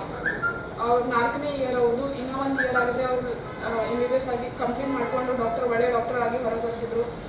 ಅವ್ರ ತಂದೆ ತಾಯಿಗೆ ನಾನು ಸಾಂತ್ವನ ಹೇಳೋಕ್ಕೆ ಇಷ್ಟಪಡ್ತೀನಿ. ಅಲ್ಲಿ ನಾನು ಹೋಗಿ ಜಸ್ಟ್ 3 ಮಂತ್ಸ್ ಆಗಿತ್ತು. ಇನ್ನೇನು ಸ್ಟಾರ್ಟ್ ಆಗಿದೆ ಕೋರ್ಸು, ಇನ್ನೆಲ್ಲ ಒಳ್ಳೇದಾಗುತ್ತೆ ಅಂತ ಹೋಗ್ತಾ ಇದ್ದೆ. ಅದರಲ್ಲಿ ಮೇನ್ ಕೋರ್ಸ್ ಸ್ಟಾರ್ಟ್ ಆಗಿದ್ದೆ ಸೆಕೆಂಡ್ ಸೆಮಿಂದ. ಅದೇ ಜಸ್ಟ್ ಎಂಟರ್ ಆಗಿದ್ವಿ ಸೆಕೆಂಡ್ ಸೆಮಿಗೆ. ನ್ಯೂಸ್ ಬರ್ತಾಯಿತ್ತು, ವಾರ್ ಸ್ಟಾರ್ಟ್ ಆಗಿದೆ, ಫುಲ್ಲು ಸೀರಿಯಸ್ ಆಗ್ತಾಯಿದೆ. ನಮ್ಮ ಪಪ್ಪನೂ ಡೈಲಿ ಫೋನ್ ಮಾಡಿ ಹೇಳ್ತಾಯಿದ್ರು, ಇನ್ನು ಬಂದುಬಿಡಿ, ಹೊಟ್ಟೆ ವೇಟ್ ಮಾಡಬೇಡಿ. ನಾವು ವೇಟ್ ಮಾಡಿರೋದೇ ಅಲ್ಲಿ ಉಕ್ರೇನಲ್ಲಿ, ಅಂದರೆ ಒಂದು TR ಅಂತ ಟೆಂಪ್ರರಿ ರೆಸಿಡೆನ್ಸು, ಅದು ಸಿಗಲಿಲ್ಲ ಅಂತ ನಾವು ಹೊರಗಡೆ ಬರಲಿಕ್ಕೆ ಆಗ್ತಾ ಇರಲಿಲ್ಲ. ಮತ್ತು ಇನ್ನೊಂದು ಆನ್ಲೈನ್ ಕೋರ್ಸ್ ಸಪೋರ್ಟ್ ಒಟ್ಟು ಯೂನಿವರ್ಸಿಟಿದವರಂತೂ ಒಟ್ಟು ಸಪೋರ್ಟ್ ಮಾಡಲಿಲ್ಲ. ಅದ್ರ ಸಲುವಾಗಿ ಅಲ್ಲೇ ಉಳಿಯೋ ಪರಿಸ್ಥಿತಿ ಬಂತು. ಅಷ್ಟಾದರೂ ನಾವು ಏನೇ ಅಲ್ಲಿ ನಾನು 28 ನಮ್ಮ ಫ್ರೆಂಡ್ಸಿಗೆ ಕರ್ಕೊಂಡು ನಾನು ಬರಬೇಕಂದಿದ್ದೆ. ಆದರೂ ಮತ್ತೆ ಒಂದು ಚಾನ್ಸ್ ತೊಗೊಂಡು ಅಲ್ಲೇ ಉಳ್ಕೊಂಡೆ. TR ಇನ್ನೇನು ಬರುತ್ತೆ, TR ಕೈಯಲ್ಲಿ ಬಂದರೆ ಈಸಿಯಾಗಿ ಪಾಸ್ ಆಗ್ಬೋದು ಅಂತ ಅಂದ್ಕೊಂಡು ವೇಟ್ ಮಾಡಿದೆ. ಆದರೆ ಸಿಗಲಿಲ್ಲ. ಅಷ್ಟರಲ್ಲಿ ವಾರು ಸ್ಟಾರ್ಟ್ ಆಯಿತು. ಬೆಳಗ್ಗೆ ಅಮ್ಮ ಫೋನ್ ಮಾಡಿದ್ರು, ಈ ಥರ ಆಗಿದೆ ಅಂತ, ಇನ್ನೇನು ಮಾಡೋಕ್ಕೆ ಬರಲ್ಲ ಅಂತ ಹೇಳಿದ್ರು. ಅದೇ ನೆಕ್ಸ್ಟ್ ಡೇಯಲ್ಲೇ ನಾನು ಫ್ಲೈಟ್ ಬುಕ್ ಮಾಡಿದ್ವಿ, ನಾನು ವೈಷ್ಣವಿ ಅಂತ ಮಾಡಿ. 28ಗೆ ಫ್ಲೈಟ್ ಇತ್ತು, ಚಾರ್ಟರ್ ಫ್ಲೈಟ್ ಇತ್ತು. ಅಲ್ಲಿಂದ ಅಲ್ಲಿ ಇರೋ ಲೋಕಲ್ ಫ್ಲೈಟ್ ಮಾಡಿದರು ಎಲ್ಲ ಇಂಡಿಯನ್ಸ್ಗೆ. ಒಂದಿಷ್ಟು ಜನ ಬಂದರು. ನಮ್ಮ ಫ್ರೆಂಡೇ 24th ಕ್ಯೂಬ್ ರೀಚ್ ಆಗ್ತಾಯಿದ್ರು. ಅಷ್ಟರೊಳಗೆ ಬಾಂಬ್ ಬ್ಲಾಸ್ಟ್ ಆಗಿ ಫುಲ್ ಅವ್ರ ಮಧ್ಯದಲ್ಲಿ ಸಿಕ್ಕಾಕೊಂಡ್ಬಿಟ್ರು. ಈ ಕಡೆ ಕ್ಯೂಬ್ನೂ ಹೋಗೋಕ್ಕಾಗ್ತಾ ಇರಲಿಲ್ಲ, ಈ ಕಡೆ ಕಾಲಿಗೂ ಬರೋಕ್ಕಾಗ್ತಾ ಇರಲಿಲ್ಲ. ಮಧ್ಯದಲ್ಲಿ ತಿಳ್ಕೊಂಡು ಅಲ್ಲಿ ಇಲ್ಲಿ ಹೋಗಿ ಅಲ್ಲಿ ಹೈಡ್ ಆಗಿ ಕೂತರು. ಅಲ್ಲಿಂದ ಗೋರ್ಮೆಂಟ್ದವರು ಅಲ್ಲಿಂದ ಕ್ಯೂ ಮೆಡಿಕಲ್ ಕಾಲೇಜ್ಗೆ ಹೋಯ್ದು ಅವರಿಗೆ ಸೇಫಾಗಿ ನೋಡ್ಕೊಂಡಿದ್ರು. ಆವಾಗ ಅವರು ಪೋಲ್ಯಾಂಡಿಗೆ ಅವ್ರಿಗೆ ಕರ್ಕೊಂಡು ಹೋದರು. ಅದೇ ಥರ ನಮಗೂ ಇತ್ತು. ಎಲ್ಲಿ ಇಂಡಿಯನ್ ಎಂಬಸಿ ಫುಲ್ ಸಪೋರ್ಟ್ ಇದೆ ನಮಗೆ. ಅವರು ಅದೇ ಥರ ನಮಗೆ ಎಷ್ಟು ಬೇಗ ಆಗುತ್ತೆ ಅಷ್ಟು ಕರ್ಕೊಂಡು ಹೋಗುತ್ತಾರೆ ಅಂತ ಅಂದ್ಕೊಂಡಿದ್ದೆ. ಆದರೆ ಏನು ಮಾಡೋಕ್ಕಾಗಲಿಲ್ಲ. ಮಿನಿಮಮ್ 8 ಡೇಸ್ ನಾವು ಬಂಕರಲ್ಲಿ ವೇಟ್ ಮಾಡಿದ್ವಿ. ಎಂಬಸಿ ಡೈಲಿ ಅಪ್ಡೇಟ್ಸ್ ಬರ್ತಾಯಿತ್ತು, ನೀವು ಟೆಂಪ್ರರಿ ಆಗಿ ಬಿಡ್ರಿ, ಏನು ಮಾಡ್ತೀರಾ ಗೊತ್ತಿಲ್ಲ, ಆದರೆ ಬಿಡ್ರಿ ಅಂತ ಬರ್ತಾಯಿತ್ತು. 7 to 8 ಡೇಸ್ ಬಂಕರಲ್ಲಿ ಉಳ್ಕೊಂಡ್ವಿ. ಅದಾದಮೇಲೆ ಎಂಬಸಿಯಿಂದ ಬಂದು ನಿಮಗೆ ಸ್ಪೆಷಲ್ ಟ್ರೈನ್ ಅವೈಲೇಬಲ್ ಇದೆ, ಏನು ಬಂದುಬಿಡಿ ಸ್ಟೇಷನ್ಗೆ, ನಿಮಗೆ ಪ್ರೊವೈಡ್ ಮಾಡಿರುತ್ತೆ, ಎಲ್ಲ ವೆಸ್ಟರ್ನ್ ಪಾರ್ಟು ಉಕ್ರೇನಿಗೆ ಕರ್ಕೊಂಡು ಹೋಗ್ತೀನಿ ಅಂತ ಹೇಳಿದ್ರು. ಅಲ್ಲಿಂದ ಬೆಳಗ್ಗೆ 6:30ಗೆ ಹಂಗೆ ಹಾಸ್ಟೆಲ್ ಬಿಟ್ವಿ. ಅಲ್ಲಿಂದ ಮಿನಿಮಮ್ 8 to 10 ಕಿಲೋಮೀಟರ್ಸ್ ವಾಕ್ ಮಾಡಿದ್ವಿ. ಅಲ್ಲಿ ಬರುವಾಗ ಯಾವ್ಯಾವ ಪರಿಸ್ಥಿತಿ ನೋಡಿದ್ವಿ ಅಂದರೆ ಎಲ್ಲ ಥರ ಬಿಲ್ಡಿಂಗ್ಸು ಕೊಲಾಪ್ಸ್ ಆಗಿದ್ವು, ಫೈರಿಂಗ್ ಆಗಿತ್ತು, ಟ್ರಕ್ ಅಟ್ಯಾಕ್ ಆಗಿದ್ವಿ, ಮಿನಿಮಮ್ ಫುಲ್ ರೋಡೆಲ್ಲ ಬ್ಲಾಕ್ ಆಗಿದ್ವು. ಅದು ನೋಡಿ ಭಯ ಆಯಿತು. ಅದೇ ಥರ ಏನೂ ಎಷ್ಟಾದರೂ ಹಾಫ್ ವೇ ಬಂದಿದ್ವಿ, ರಿಟರ್ನ್ ಅಂತೂ ಹೋಗೋಕ್ಕಾಗ್ತಾ ಇರಲಿಲ್ಲ. ಅದೇ ಕಂಟಿನ್ಯೂ ಮಾಡಿಕೊಂಡು ಸ್ಟೇಷನ್ಗೆ ರೀಚ್ ಆದ್ವಿ. ಸ್ಟೇಷನ್ ರೀಚ್ ಆಗಿದ್ವಿ, ಜಸ್ಟ್ ಒಂದು 2 to 3 ಶೆಲ್ಲಿಂಗ್ಸ್ ಆದವು. ಎಲ್ಲರೂ ಭಯ ಪಡ್ಕೊಂಡ್ವಿ. ಅಲ್ಲಿಂದ ಮತ್ತೆ ನಮಗೆ ಮೆಟ್ರೋಗೆ ಹೋಯಿದ್ರು. ಮೆಟ್ರೋಯಿಂದ ಬಂಕರಲ್ಲಿ ಮತ್ತೆ ಅಂಡರ್ಗ್ರೌಂಡಲ್ಲಿದ್ವಿ. ಅಲ್ಲಿಂದ ಟ್ರೈನು ಬೆಳಗ್ಗೆ 8 o'clock ಇದೆ ಅಂತ ಹೇಳಿದ್ರು. ಅಲ್ಲಿಂದ ಹೋದ್ವಿ. ಎಲ್ಲ ಇಂಡಿಯನ್ಸ್ ಸೇಫಾಗಿ, ಇನ್ನೇನು ಟ್ರೈನ್ ಇದೆಯಪ್ಪ ಎಲ್ಲರೂ ಸೇಫಾಗಿ ಹೋಗ್ತೀವಿ ಅನ್ನೋಷ್ಟರೊಳಗೆ ಅಲ್ಲಿಂದ ಎವ್ರಿ ಟ್ರೈನಿಗೆ ಒಬ್ಬರೊಬ್ರು ಪೊಲೀಸರು ಮತ್ತು ಅವರು ಇರ್ತಾರೆ, ಗಾರ್ಡಿಯನ್ಸ್ ಇರ್ತಾರೆ. ಅವರು ಬಂದು ಹೇಳಿದ್ರು, ಫಸ್ಟು ಉಕ್ರೇನಿಯನ್ ಸಿವಿಲಿಯನ್ಸು ಮತ್ತು ಬಿಟ್ಟರೆ ಚಿಲ್ಡ್ರನ್, ವುಮೆನ್, ಅದಾದಮೇಲೆ ನೆಕ್ಸ್ಟ್ ಪ್ರಯಾರಿಟಿ ಕೊಡೋದು ಇಂಡಿಯನ್ ಸ್ಟೂಡೆಂಟ್ಸ್, ಅದನ್ನೂ ಲೇಡೀಸ್ಗೆ ಅಂತ ಹೇಳಿದ್ರು. ನಾವು ವೇಟ್ ಮಾಡಿದ್ವಿ. ಫಸ್ಟ್ ಟ್ರೈನು ಇತ್ತು 10 o'clock, 10:30 ಇನ್ನೊಂದಿತ್ತು, 12:30 ಇತ್ತು. 3 ಟ್ರೈನ್ ನೋಡಿದ್ವಿ, ಅಷ್ಟಾದರೂ ಆಗಲಿಲ್ಲ. ಲಾಸ್ಟ್ ಪ್ರಯಾರಿಟಿ 2:30 ಅಂತಾನೆ ಮತ್ತೆ ಟ್ವೀಟ್ ಬಂದಿತ್ತು ನಮಗೆ, ಟ್ರೈನ್ ಇದೆ ಸ್ಪೆಷಲ್ ಓನ್ಲಿ ಫಾರ್ ಇಂಡಿಯನ್ಸ್ ಅಂತ. ಅದಕ್ಕೂ ವೇಟ್ ಮಾಡಿದ್ವಿ 3:30ಗೆ. ಅಲ್ಲಿಂದ ನೋಡ್ತೀವಿ ಅವರು ಯಾರಿಗೂ ಇಂಡಿಯನ್ಸಿಗೆ ಕರ್ಕೊಳ್ಳಿಲ್ಲ ಒಳಗಡೆ. ಅಷ್ಟಾದಮೇಲೆ ಏನು ಮಾಡಬೇಕಂತ ವೇಟ್ ಮಾಡ್ತಾಯಿದ್ವಿ. ಅಟ್ಟಿಂದ ಎಂಬಸಿಯವರು ಅಡ್ವೈಸರಿ ಬಂತು, ಎನಿ ಕಂಡೀಷನ್ ನಿಮಗೆ ಒಂದು 3 ಲೊಕೇಶನ್ ಕಳಿಸಿದ್ವಿ, ಅದಕ್ಕೆ ರೀಚ್ ಆಗಲೇಬೇಕು 6 o'clock ಒಳಗಡೆ. ಇಲ್ಲ ನಿಮಗೆ ನಿಮ್ಮ ಲೈಫಲ್ಲಿ ನಿಮಗೆ ಹಾರ್ಮ್ ಆಗುತ್ತೆ, ಏನು ಮಾಡ್ತೀರಾ ಗೊತ್ತಿಲ್ಲ, ಆ್ಯಸ್ ಅ ಫೂಟಾಗಿ ಹೋಗಿ ಟ್ಯಾಕ್ಸಿ ಇದ್ದರೆ ಟ್ಯಾಕ್ಸಿ, ಬಸ್ ಏನಿದ್ರೆ ಮಾಡ್ಕೊಂಡು ಹೋಗಿ ಅಂತ ಹೇಳಿದ್ರು. ಅನಿವಾರ್ಯ ಇತ್ತು, ಏನೂ ಮಾಡೋಕ್ಕಾಗ್ತಾ ಇರಲಿಲ್ಲ. ಆ್ಯಸ್ ಅ ಫೂಟಾಗಿ ಮಿನಿಮಮ್ 15 kilometers ವಾಕ್ ಮಾಡಿದ್ವಿ. ಅದು ನಾನು ವಿವೇಕ್ ವಾಕ್ ಮಾಡಿದ್ವಿ. ಅಲ್ಲಿಂದ ಹೋದ್ವಿ, ಫುಲ್ ನೈಟ್ ಆಗಿತ್ತು. 8:30ಗೆ ಆ ಥರ ರೀಚ್ ಆದ್ವಿ. ಅಲ್ಲಿ ಹೋದಾಗ ನಮಗೆ ಅಲ್ಲಿ ಸ್ಯಾನಿಟೋರಿಯಮ್ ಇತ್ತು. ಅಲ್ಲಿ ನಮಗೆ ರೂಮ್ಸ್ ಪ್ರೊವೈಡ್ ಮಾಡಿದ್ರು. ಅಲ್ಲಿಂದ ಊಟ ಆ ಥರ ಊಟನೂ ಕೊಟ್ಟರು. ಹೋಗಿ ರೂಮಲ್ಲಿದ್ದು 1, 2 days 3 days ಪಿಸೋಚಿನ್ ಅಂತ ಪ್ಲೇಸ್ ಇತ್ತು, ಅಲ್ಲಿ ಹೋಗಿ ವೇಟ್ ಮಾಡಿದ್ವಿ. ಅದಾದಮೇಲೆ ಮತ್ತೆ ಎಂಬಸಿ ಕಡೆಯಿಂದ ನಮಗೆ ಬಸ್ ಪ್ರೊವೈಡ್ ಬಂತು. ಎಂಬಸಿ ಕಡೆಯಿಂದ ಬಸ್ ಪ್ರೊವೈಡ್ ಆಯಿತು. ಅಲ್ಲಿಂದ ಮಿನಿಮಮ್ 1100 ಕಿಲೋಮೀಟರ್ಸ್ ರೊಮೇನಿಯಾ ಕಡೆ ಹೋಗ್ಬೇಕಂತ ಡಿಸಿಷನ್ ತೊಗೊಂಡಿದ್ವಿ. ನಾವು ಸೆಲ್ಫ್ ಡಿಸಿಷನ್ ತೊಗೊಂಡು ರೊಮೇನಿಯಾ ಬಾರ್ಡರ್ಗೆ ಬಂದ್ವಿ. ಅಷ್ಟು ಈಸಿ ಇಲ್ಲ ಒಂದು ಬಾರ್ಡ್ರಿಂದ ಇನ್ನೊಂದು ಬಾರ್ಡರ್ ಕ್ರಾಸ್ ಮಾಡೋದು. ಬಿಕಾಸ್ ಆಫ್ ಇಂಡಿಯನ್ ಎಂಬಸಿ ನಾವು ಎಲ್ಲ ಸ್ಟೂಡೆಂಟ್ಸ್ ಈಸಿಯಾಗಿ ಬಾರ್ಡರ್ ಕ್ರಾಸ್ ಮಾಡಲಿಕ್ಕೆ ಹೆಲ್ಪ್ ಮಾಡ್ತೀವಿ. ಅಲ್ಲಿಂದ ಮಿನಿಮಮ್ 3 ಅವರ್ಸ್ ನಾವು ಲೈನಲ್ಲಿ ನಿಂತ್ಕೊಂಡು ಇಮಿಗ್ರೇಷನ್ ಮಾಡಿಕೊಂಡು ರೊಮೇನಿಯಾಗೆ ಎಂಟ್ರಿ ಆದ್ವಿ. ಅಲ್ಲಿಂದ ಮತ್ತೆ ಇಂಡಿಯನ್ ಎಂಬಸಿದವರು ಹೆಲ್ಪ್ ಮಾಡಿ ಅಲ್ಲಿಂದ ಮಿನಿಮಮ್ ಸೈರೆಟ್ ಅಂತ ಒಂದು ಪ್ಲೇಸ್ ಇದೆ, ಅಲ್ಲಿ 30 ಕಿಲೋಮೀಟರ್ಸ್ ಫ್ರಮ್ ದ